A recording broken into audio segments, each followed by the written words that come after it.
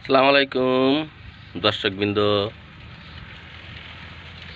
যারা ছোট চিংড়ি মাছ চাষ করেন তাদের জন্য একটা টিপস নিয়ে আমি আজকে কথা বলতেছি। সেটা হচ্ছে যারা আমাদের আমাদের এই অঞ্চলের ভাষায় যেটাকে বলে বোটনাই চিংড়ি মাছের একেবারে এই সাইজের যে চিংড়িগুলো যারা ঘেরে ছাড়েন তাদের জন্য একটা টিপস। সেটা হচ্ছে যারা ঘেরে ছাড়বেন তারা অবশ্যই এই মাছগুলোকে একটা খাবার দিবেন। আমরা এই খাবারটা তৈরি করে দিচ্ছি, তবে আপনারা যদি দিতে চান তাহলে কিনে যেটাকে আমরা বাগদার নাচ্ছিং ফিড বলি সেটাকেও দিতে পারেন। এবং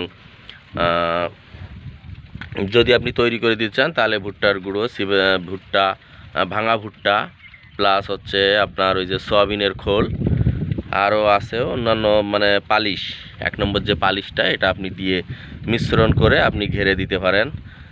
এই যে চিংড়ির যে ছোট চিংড়ি মাছ এরা কিন্তু প্রচণ্ড খাবার খায়, খাবার খেলে এই মাছগুলো বড় হয়। তো আমি এখন দেখাচ্ছি যে আমরা কিভাবে এই মাছগুলোকে খাবার দেই।